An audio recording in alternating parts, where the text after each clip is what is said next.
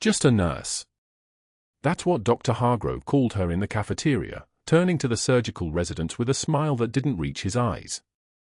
Grandma here's been pushing pills for what, 30 years? He paused for effect, letting the laughter build.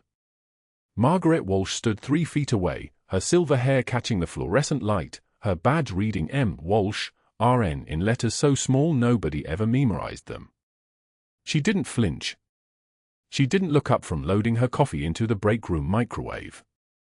They didn't know she'd already heard him. They didn't know what she was counting, and it wasn't the seconds on the timer.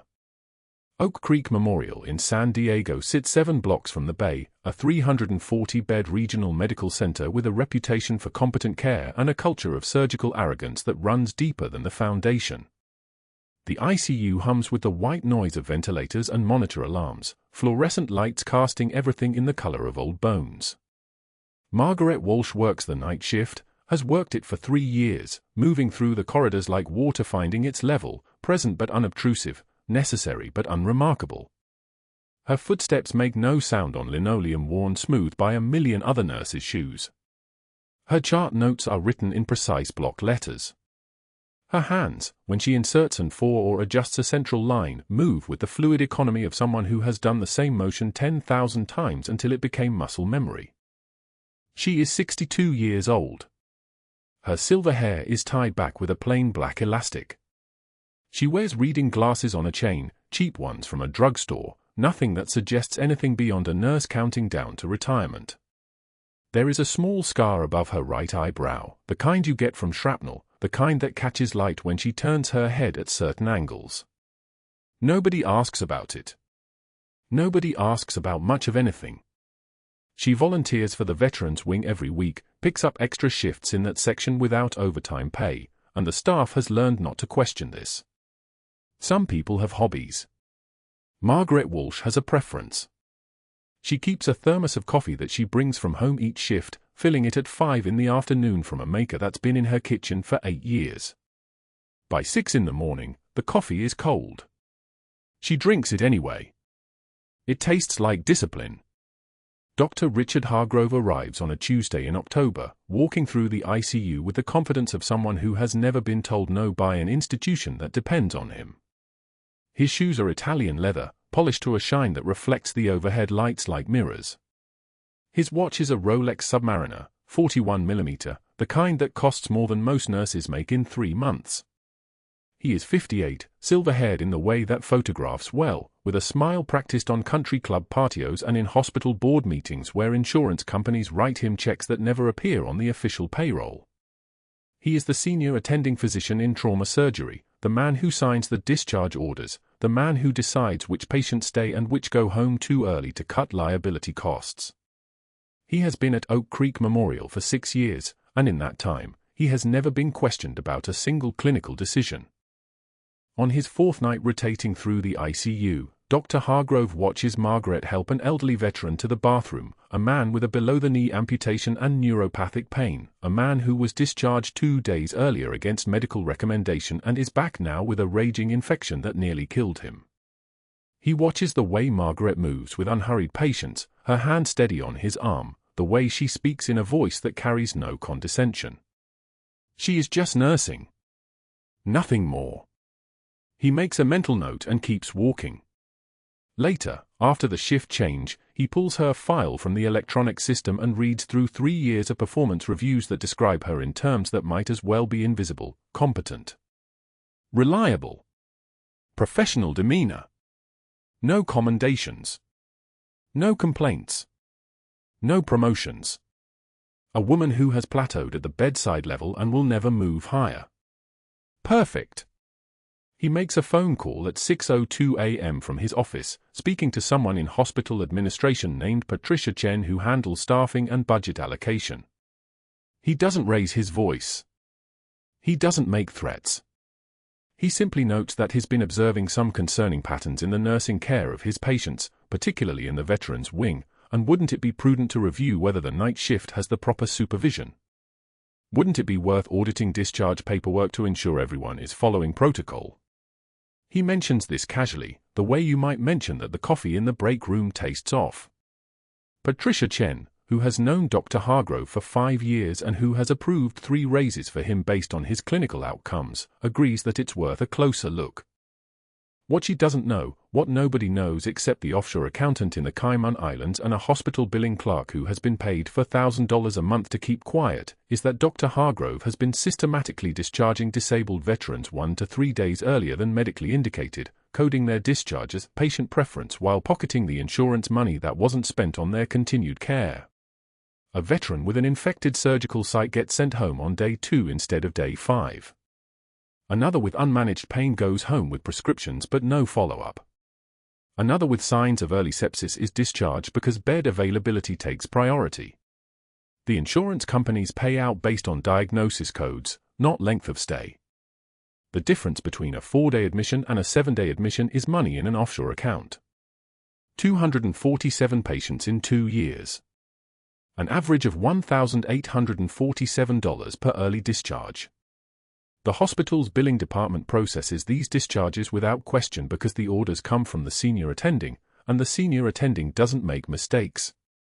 Margaret first notices something is wrong on a Thursday morning while reviewing the discharge summary for a 34-year-old Marine with a gunshot wound to the left shoulder. He came in 10 days ago, underwent emergency surgery, had a post-operative infection develop on day 4, and was treated with 4 antibiotics. On day 9, with vital signs stable and wound culture results still pending, he was discharged. The discharge note reads patient stable for home care. Follow-up appointment scheduled. But Margaret knows that the culture results came back positive at 2 a.m. on day 10. She saw them on the monitor, saw the organism, saw the notation that indicated he should remain on for antibiotics for at least 1 more week. She checks the patient's home address, a neighborhood in Chula Vista, and then checks his insurance. TRICARE Military Health Insurance. She knows how this works.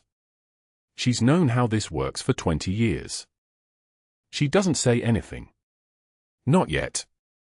She simply starts taking notes, quiet observations in a small notebook she keeps at home, pages that list patient names, discharge dates, diagnoses, and the gaps between what the chart says and what the clinical reality indicates. A woman with a below-the-knee amputation discharged on day 3 with pain medication but no physical therapy scheduled. A veteran with a thoracic injury discharged with oxygen saturation readings in the low 90s. Another with a staph infection in his surgical site going home on oral antibiotics. She writes these down carefully, keeping the dates precise, the information factual. She doesn't interpret. She just records.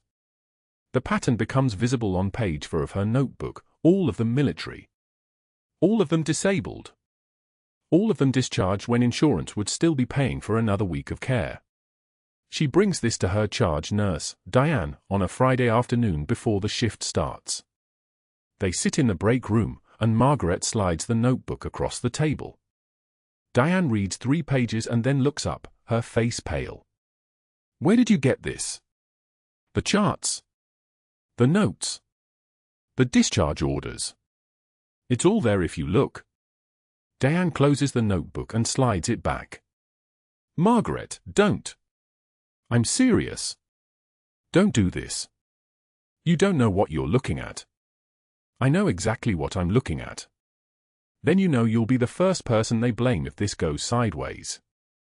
"Not him. You. That's how this works." Diane stands, and her hands are shaking slightly. "Let it go."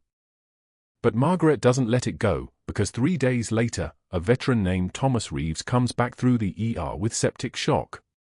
He was discharged 6 days ago with an infection in his surgical site that the discharge summary claimed was minor and manageable. He's 31 years old, a former Army Ranger, and he barely makes it through the resuscitation. His blood pressure bottoms out at 60/30. His lactate level is 8.2. His body temperature hits 104.6 degrees. Margaret runs beside his stretcher to the ICU, and she hears Dr. Hargrove, arriving 5 minutes after the patient is admitted, say to the resident, "Readmission from our own discharge." Probably didn't follow aftercare instructions. These guys never do. The resident nods, accepting this as truth, and nobody challenges it. Margaret doesn't nod. She doesn't accept it. Instead, she approaches the medication cart on the night shift and methodically photostats 3 patient charts, including Thomas Reeves, and places them in an unmarked envelope in her locker. She doesn't know what she's going to do with them yet. She just knows she's going to do something. She knows because she's spent 20 years learning that some things are bigger than her paycheck, bigger than her job security, bigger than the comfortable anonymity she's built here in this hospital where nobody asks questions and everybody moves along. What she doesn't know is that someone is already paying attention to the pattern. What she doesn't know is that there's a federal investigation into insurance fraud at Oak Creek Memorial that's been running for 6 months. What she doesn't know is that she's about to stop being invisible. But first, there's Dr. Hargrove, and first, there's the careful way he begins to watch her from across the ICU, noting which chart she pulls, which patient she spends extra time with, how often she's in the records room looking at discharge paperwork that isn't technically her responsibility. He sees a threat, but he hasn't yet figured out what kind. He simply knows that before this woman can say anything to anyone, she needs to be discredited. And that's when the real game begins. The cafeteria at Oak Creek Memorial hummed with the noise of 1,000 conversations during shift change, nurses and residents and techs all crowded around the serving line, trays clinking, the smell of institutional beef and overcooked vegetables hanging in the fluorescent air like a fog. Dr. Hargrove stood near the center of the room, his white coat pristine, his watch catching the light, a Rolex that cost more than most nurses made in a month. Margaret waited in line with her tray held steady in both hands, her silver hair pulled back in a bun so tight it made her scalp ache. She wasn't trying to be invisible. Invisibility was simply what happened when you stayed quiet long enough. "I'll tell you what," Hargrove said, his voice pitched to Carrie, to find the ears of his surgical residents clustered at the nearby table. "I'll bet anyone here $50 that Grandma Walsh quits within a week." He gestured loosely toward Margaret without looking directly at her. "She's clearly past her expiration date. Can't handle the pace anymore." Laughter rippled through the group like a wave, surgical masks hanging loose around necks, eyes bright with the kind of cruelty that comes from power unchecked.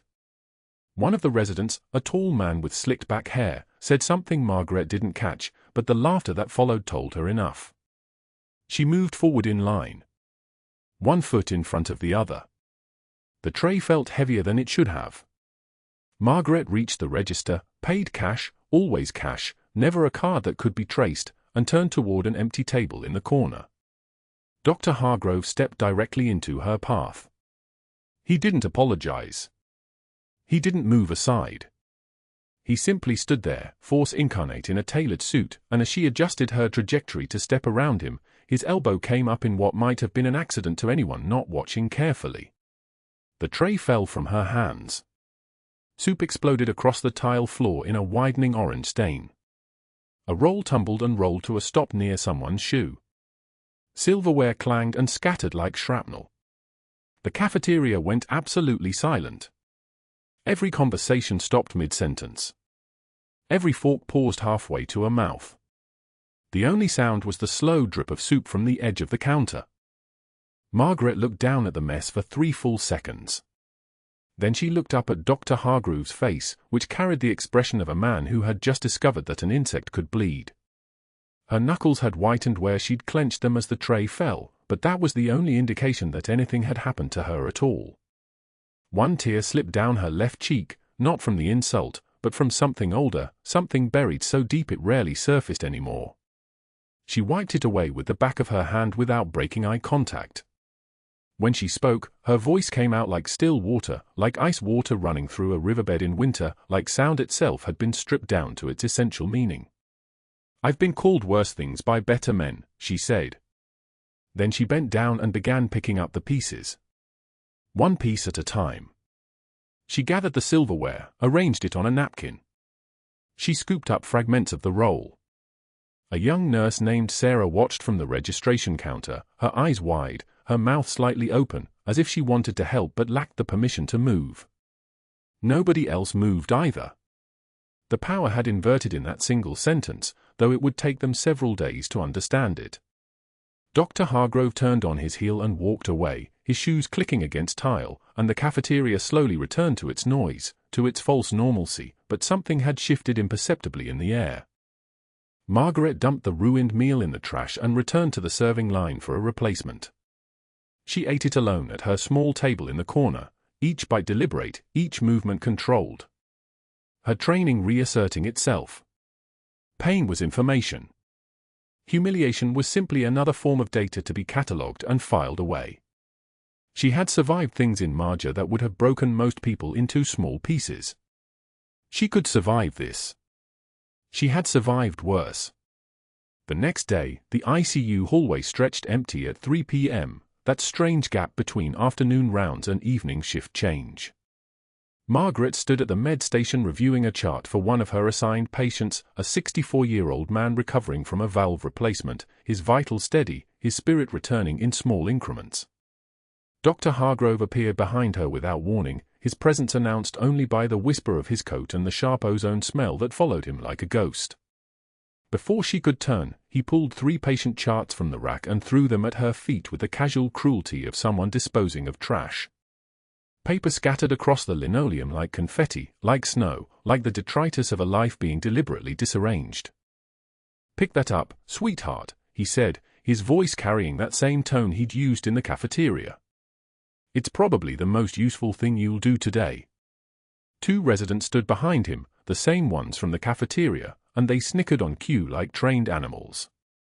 Margaret heard them the way she heard hospital sounds in the background. The ventilator from room for 12 wheezed its mechanical rhythm, the heart monitor beeped its steady pulse, the fluorescent lights hummed their electric hymn. Noise. Irrelevant noise. She knelt slowly, her knees creaking slightly, they always did now, legacy of jumps she'd made from helicopters, of walking through deserts with 90 pounds of gear, of a life that had taught her body a different language than the one Dr. Hargrove spoke. Margaret gathered the papers one by one. She didn't rush. She didn't apologize.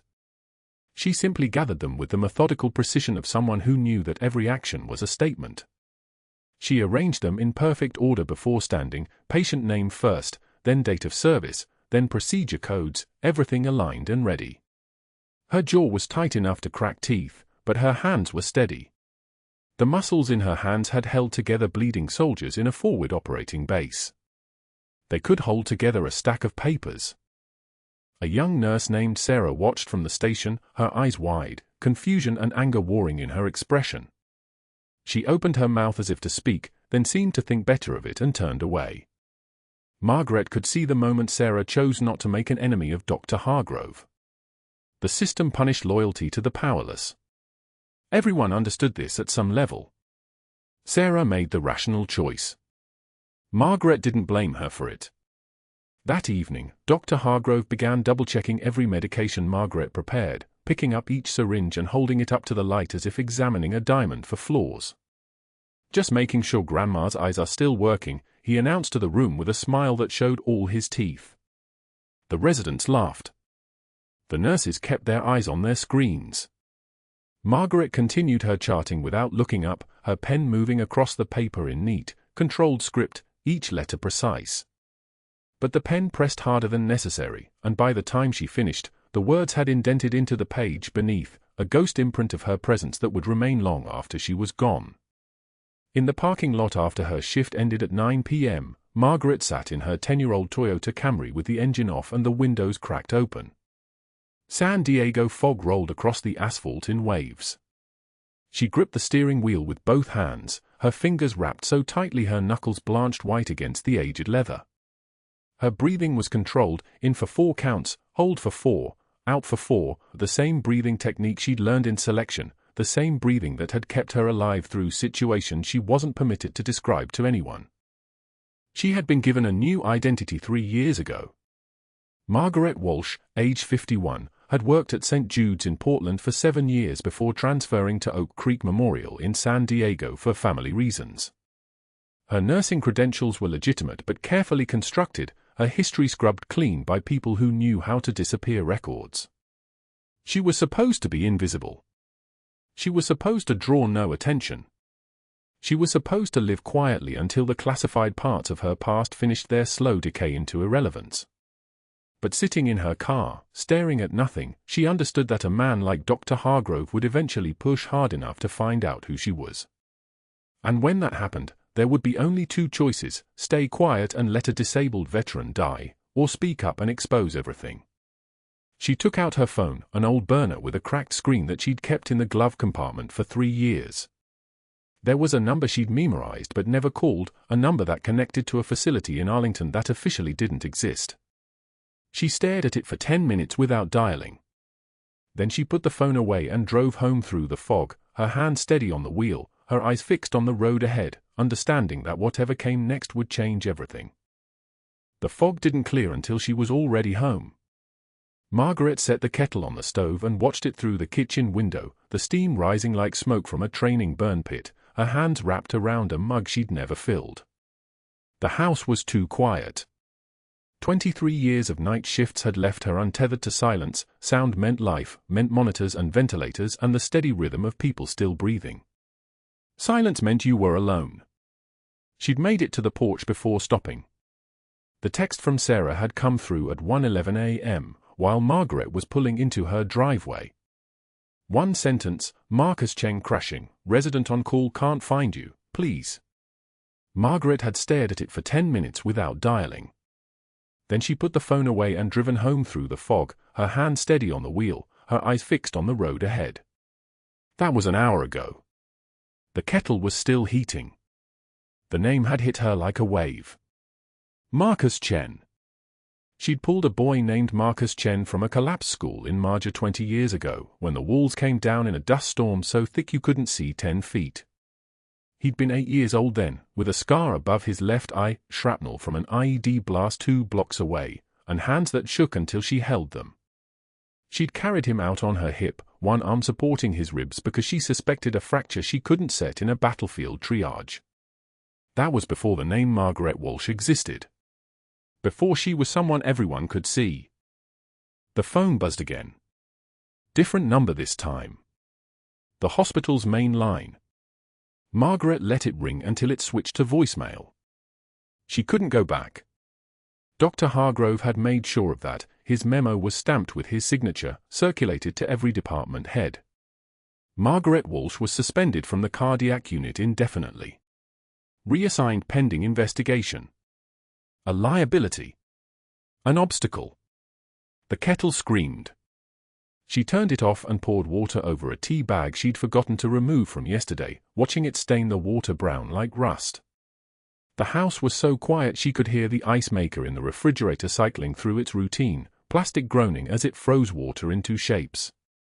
Everything in this house had a rhythm. Everything except her. At 2:04 a.m., Margaret was back in her car. The drive took 8 minutes at this speed, which was 3 minutes too many. She knew the hospital layout the way soldiers know a forward operating base, every hallway a corridor, every corner a checkpoint, every storage closet a position of cover. The ICU was on the 3rd floor. The cardiac wing was restricted access. And Dr. Hargrove had left standing orders that were probably already printed and taped to the charge nurse's station like a wanted poster with Margaret's name on it. She pulled into the employee lot and sat for exactly 30 seconds, engine running, hands at 10 and 2 on the wheel. This was the moment where the old Margaret, the one who existed in the daylight, the one people could see and dismiss, would have gone home. This was the moment where the person she'd learned to be would have recognized the line and stepped back across it. This was the moment where survival instinct met duty, and duty had never once come second. She was out of the car in a practice motion, badge clipped to her jacket collar before she reached the entrance. The night security guard, Rico, someone she'd worked with for 3 years, glanced up from his desk and gave her a nod. "Thought you had the night off, Maggie," he said, his voice carrying the curious friendliness of someone who'd never been truly suspicious of anything. "Got called in," Margaret said, not stopping, her voice level as a surgical plane. "Crisis in cardiac." She was through the doors before he could ask which doctor had called her. She wasn't asked again. The elevator was empty at 2:11 a.m. most of the hospital had settled into the half-world that only night shift workers understood, a place where the normal rules of daytime existence bent and sagged, where a person could move through the corridors with minimal scrutiny, where the focus narrowed to immediate survival, who's coding, who's crashing, who's got minutes left.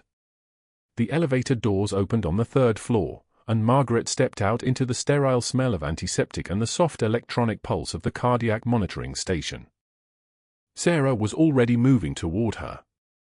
The young nurse's face was a map of controlled panic, jaw tight, eyes bright with the specific terror that comes from knowing something is wrong and being powerless to fix it.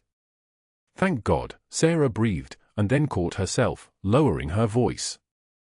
Dr. Morrison was on call, but he's in surgery in the trauma bay, his hands are full, and I've been trying to find Chen's resident. "Where is he?" Margaret cut through the explanations the way a scalpel cuts through skin. "Bay 4. His vitals tanked 15 minutes ago. Blood pressure 88/52 and falling, oxygen saturation holding at 89, but his heart sounds are muffled, and his neck veins are distended." Margaret was already moving toward the bay, Sarah tracking her stride.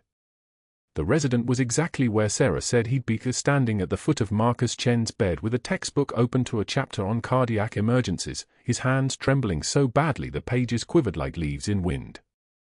He couldn't have been more than 26, maybe 27, the kind of exhausted that comes from overnight call and the slow realization that you don't actually know anything. Marcus was conscious but barely.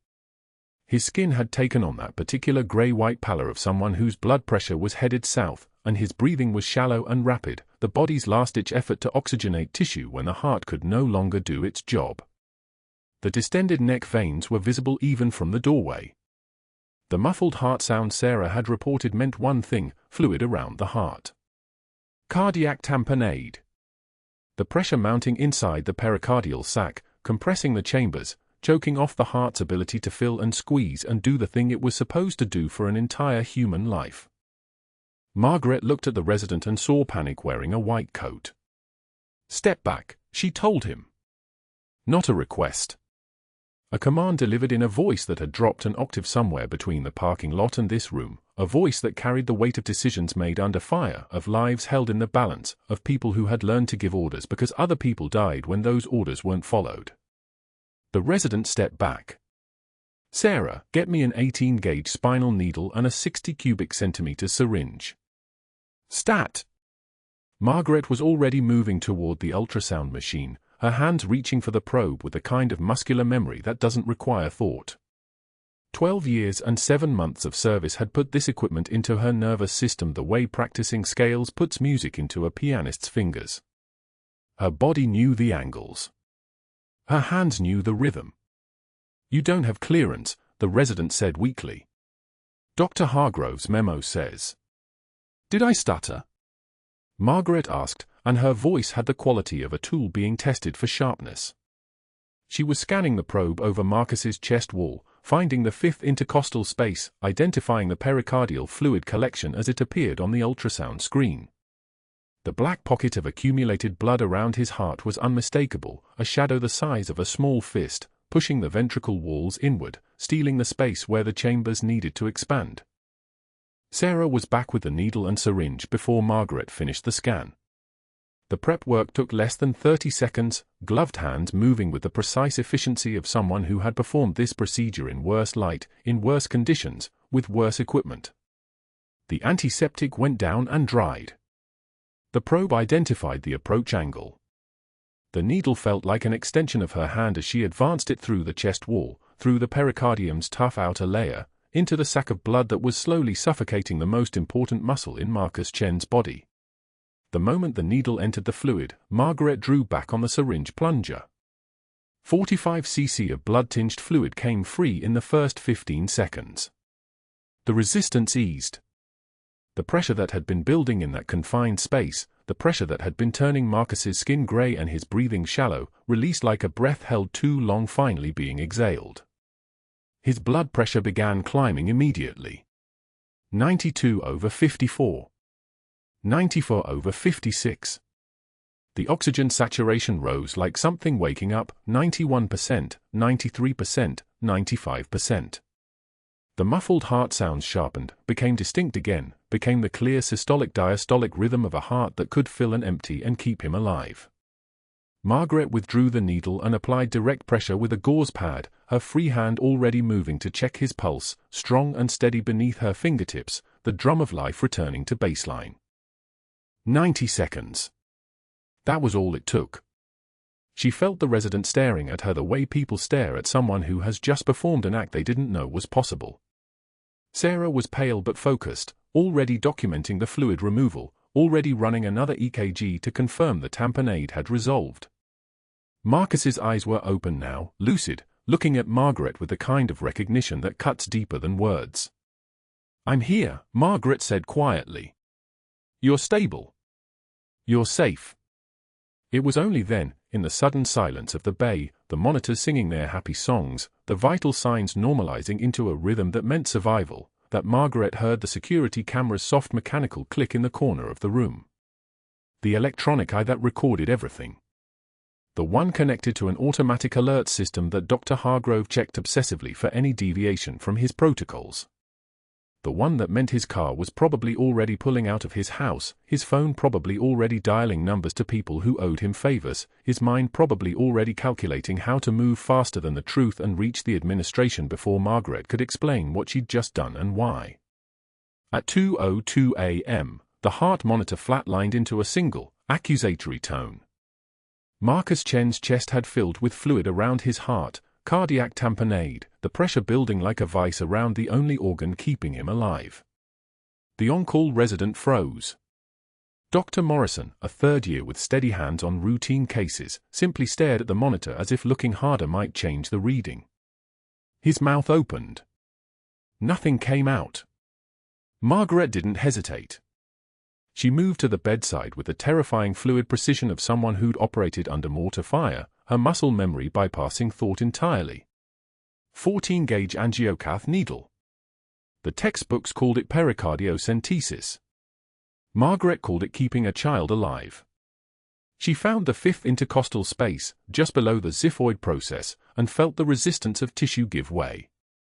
The needle slid in. 70 milliliters of dark fluid drained into the collection tray. The pressure released like air escaping a punctured lung, that hiss of escaping pressure that meant the tamponade was breaking.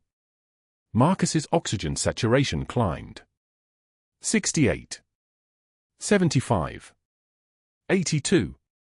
The heart rate steadied from the frantic 142 down to something almost human. 90 seconds. That was all it took. The monitor traced a rhythm again, not perfect, but alive. Margaret's hands didn't shake as she secured the needle and checked his pupils. They were equal and reactive. The on-call resident finally spoke. "I was going to call you," he said quietly. Margaret didn't answer. She was already documenting the procedure in the chart, her handwriting steady as a surgical laser, each letter precise and military clean. But she'd made a mistake.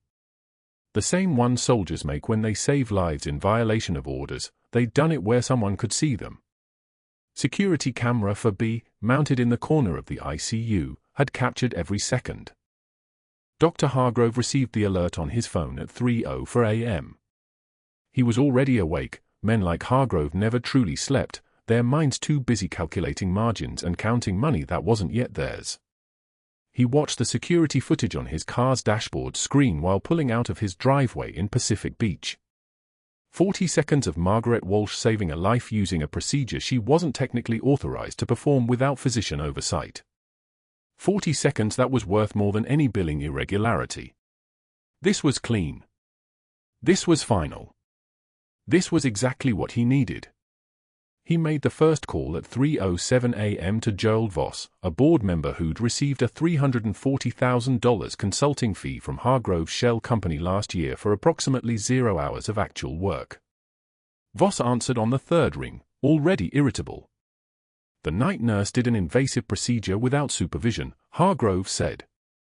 Cardiac crisis, emergency pericardiocentesis. It's on video. I need suspension paperwork drafted by 6 a.m. Voss understood immediately. The money had bought his cooperation. I'll call Patel and Chen. We can have it done.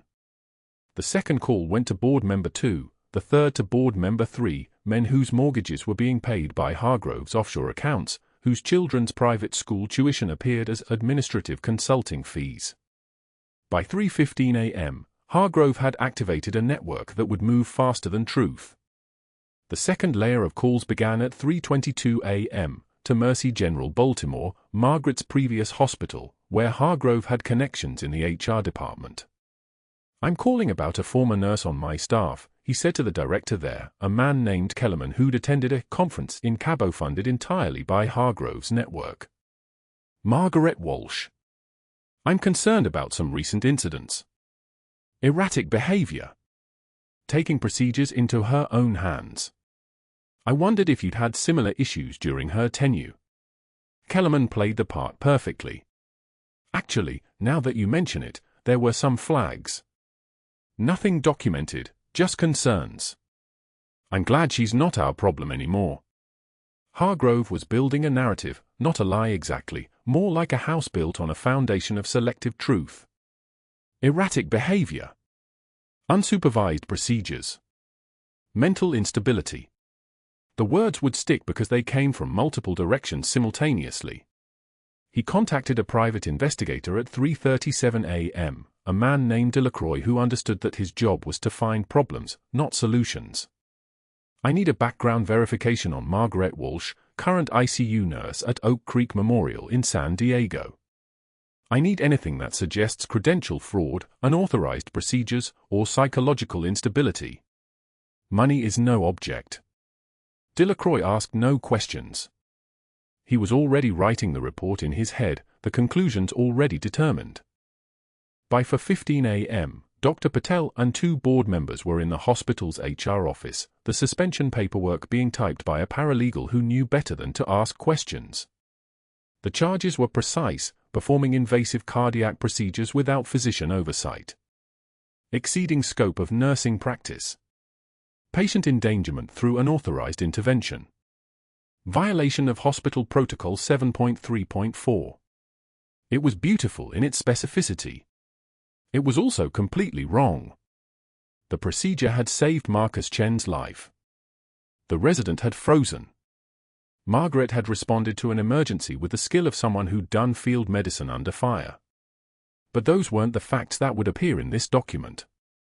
At 5:48 a.m., Dr. Hargrove walked into Marcus Chen's room with Administrator Dr. Patel beside him, followed by the Chief of Staff, a man named Richardson who'd been informed only that there was a serious protocol violation and that his signature was needed immediately. Margaret was still at Marcus's bedside, monitoring his recovery, her hand resting on the boy's shoulder. She didn't turn when Hargrove entered. She felt the air pressure change in the room the way apex predators sense approaching danger. Hargrove's voice came from behind her, each word carefully measured. "Senior Chief Petty Officer Walsh." Margaret's blood froze. Not Margaret. Not the nurse. Senior Chief. The words hung in the fluorescent-lit silence like a blade. She turned slowly. His eyes were cold and satisfied. Or should I say, Margaret Walsh, completely unlicensed to perform invasive procedures without physician oversight. He placed a suspension letter on the bedside table beside Marcus. It was already signed. Already dated. Already final. Effective immediately. Badge. Keys. You're suspended pending a full investigation. Margaret removed her badge slowly. The laminate had yellowed over 3 years of shifts and 18-hour days and 4 different supervisors and 1,000 moments no one ever documented. She placed it on the table next to the suspension letter. The sound it made was like a gun being laid down. She looked at Hargrove and took one measured breath. "That man would have died," she said, her voice the temperature of winter water. Hargrove smiled.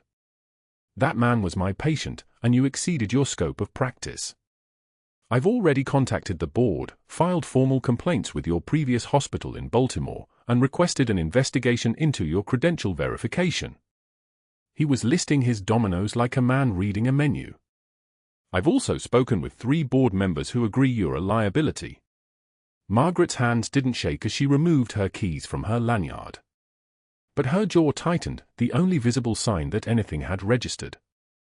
The security guard, an older man named Patterson, handed her a cardboard box with an apologetic expression that said he'd done this before and hated every version of it. Margaret placed her lanyard and badge inside the box. She looked at Marcus one last time. His eyes were following her, the questionnaire and unanswerable. She didn't explain. She just nodded, a small gesture that military people understand means everything has changed and nothing is over. The drive home in the pre-dawn darkness took 17 minutes. Oak Creek Memorial was in Mission Valley, and Margaret's apartment was a 3,200-square-foot rental in Normal Heights that had never quite felt like home because home was a concept she'd learned not to believe in during 3 tours embedded with operators who died in sand and got erased from reports.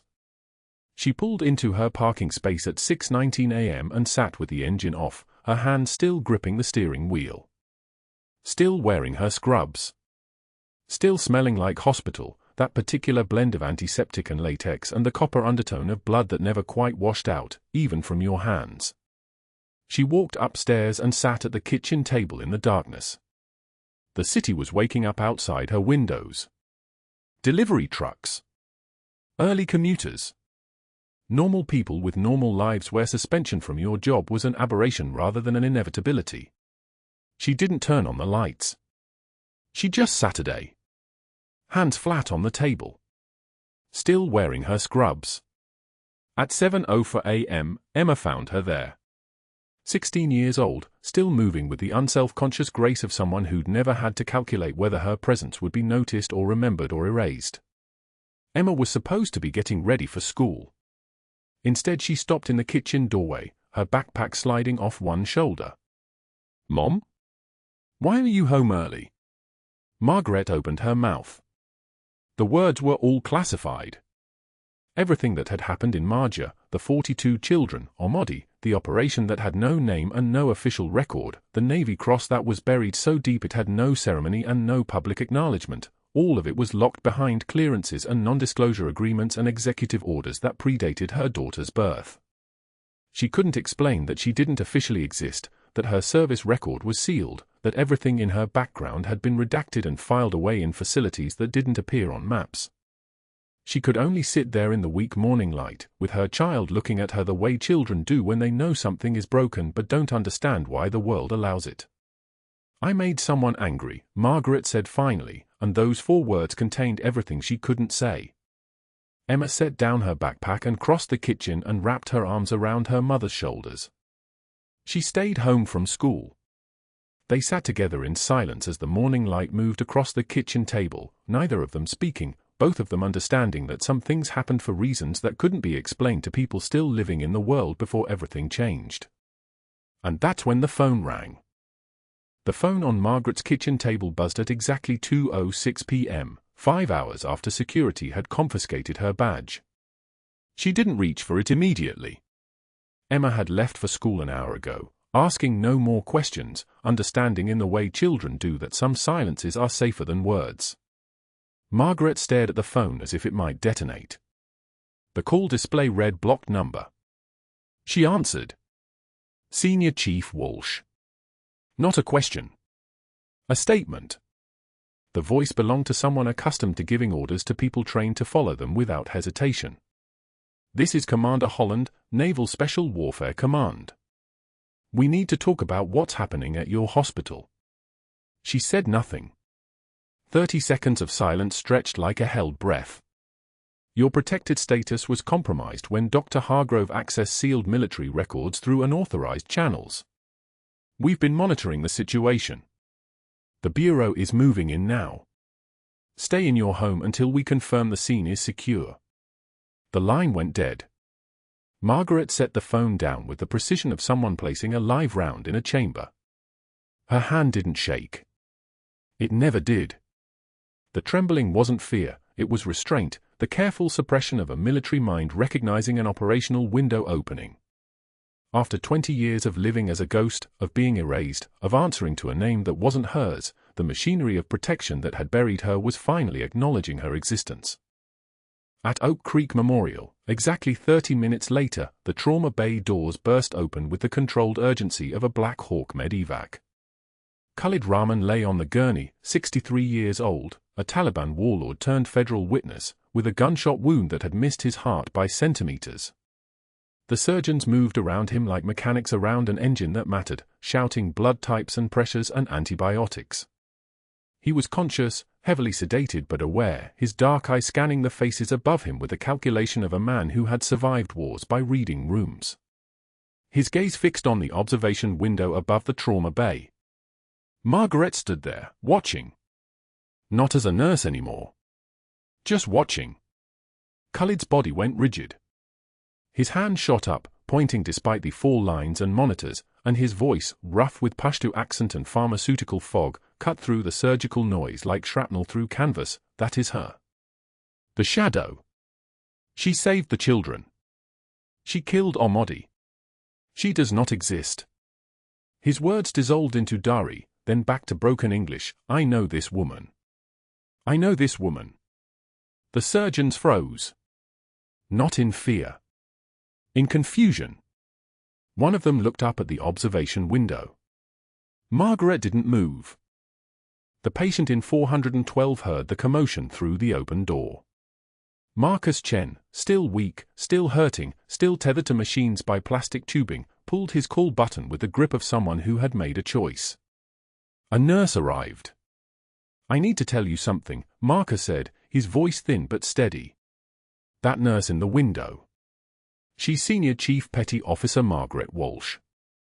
She carried me out of Marjah when I was 8 years old. She saved my life. She's saving lives. You need to understand what she is. The nurse's face changed. She ran. Within minutes, the information spread through Oak Creek Memorial like blood through water, a pattern, a network, a truth suddenly visible to everyone at once. The administrator, a woman named Patricia Chen, pulled Margaret's file. The actual file. Not the personnel record marked nurse. The classified file. She stood in the hallway outside the trauma bay with 3 sheets of paper in her trembling hands, reading aloud because she couldn't process what her eyes were showing her brain. 3 tours with naval special warfare. Embedded with SEAL team operators in Kandahar and Helmand province. Navy Cross, buried with no ceremony, no public record. Distinguished Service Medal. 2 Bronze Stars with Valor. Commendation medals listed as. She looked up at the gathering crowd, nurses, residents, orderlies, security, and her voice cracked like concrete under a hammer. This woman was ordered into silence after Marjah. By the Pentagon. A man stepped forward from the group that had assembled like iron filings drawn to a magnet. He wore civilian clothes but carried himself like a man who had given orders in places with names that appeared on no maps. Commander Holland. His presence made the air pressure change, as if the hospital had suddenly become a different kind of space, more serious, more dangerous, more real. Senior Chief Walsh has served this country with distinction that most of us will never understand, he said, his voice quiet enough to silence the room's whispers. The fluorescent lights above him seemed to flicker as if in deference. She was decorated for her service in special operations. She was ordered into hiding after Marjah. She was specifically protected by JSOC protocols that classified her entire existence as a matter of national security. He paused, and every person in that hallway understood they were hearing something that existed at the intersection of classified and sacred. She was suspended this morning by a man who accessed her military records illegally to sabotage her because she witnessed his insurance fraud scheme. That ends now. The elevator doors opened.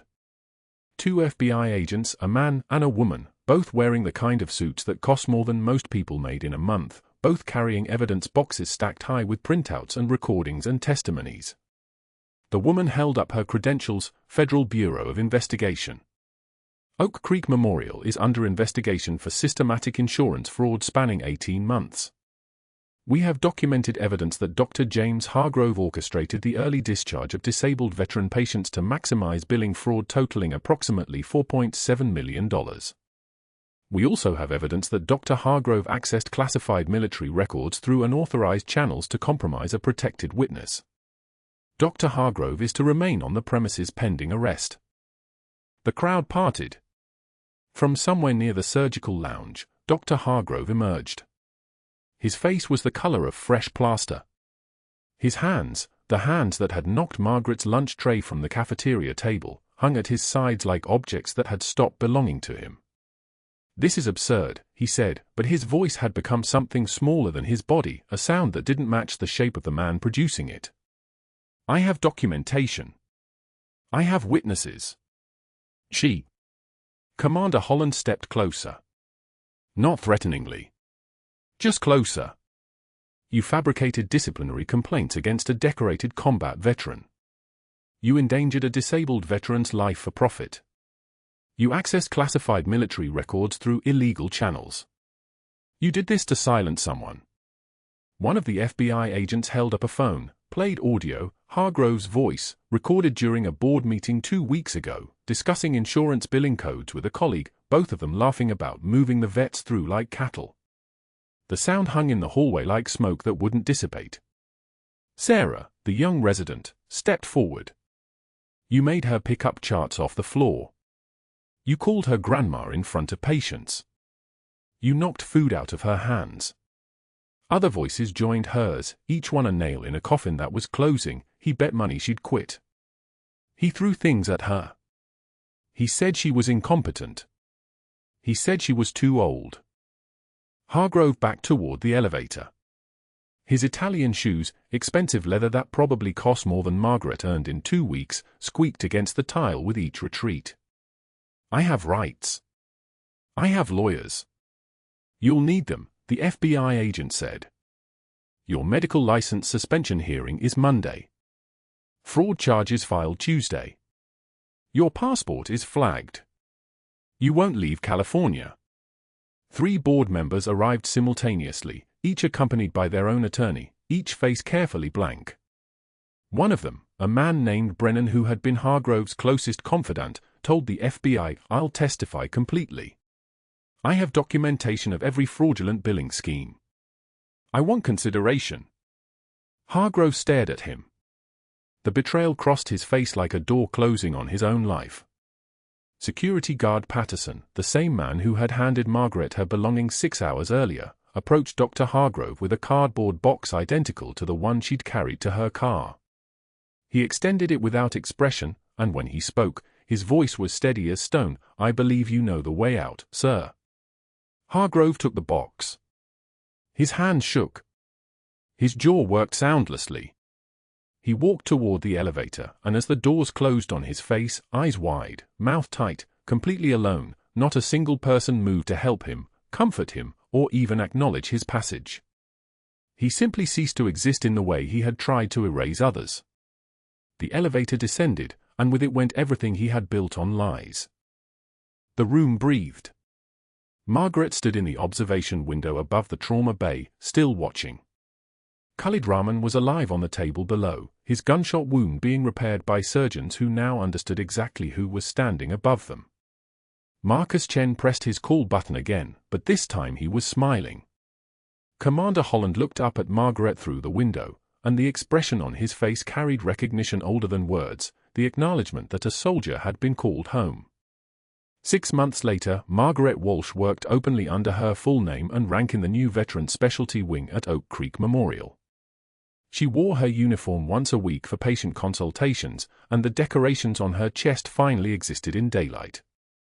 The hospital had settled her wrongful termination suit for an amount that changed nothing except her bank account. What mattered more was that she had stopped being invisible.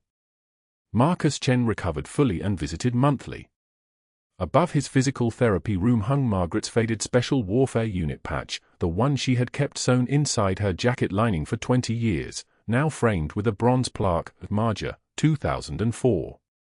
Emma Walsh had started pre-nursing courses and was already volunteering in the ICU, introducing herself to patients as Margaret's daughter with a pride that made her mother look away and smile. On a Tuesday afternoon, Margaret drove past a strip mall on the edge of San Diego and saw Dr. Hargrove sitting at a folding table outside a cellular phone store, a banner reading supplemental insurance, low rates flapping in the wind. He wore a polo shirt instead of a white coat. People walked past without meeting his eyes. One woman took a flyer, glanced at it, and dropped it in the trash 3 steps later. Hargrove saw Margaret's car and his face went rigid, but she didn't slow down. That evening, Margaret stood at a podium at the Naval Medical Center San Diego, speaking to a room of young corpsmen about battlefield medicine and the choices that define a career. Commander Holland sat in the front row. When she finished, a young sailor raised her hand. "Senior Chief, what would you say is the most important quality in a combat medic?" Margaret touched the empty space on her jacket where the patch used to be, now replaced with her actual insignia, medals earned in places most people would never speak about. "True class is what you do when the lights go out," she said. "When no one's watching. When there's no reward. That's when you find out who you really are."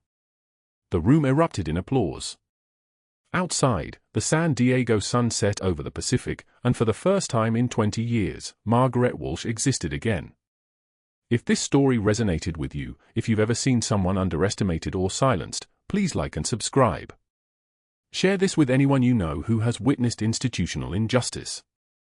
Comment below with your own story of someone who was judged and proved the world wrong. And if you work in healthcare, in military, or in any system where the truth matters, remember, accountability eventually shows up. It just takes time.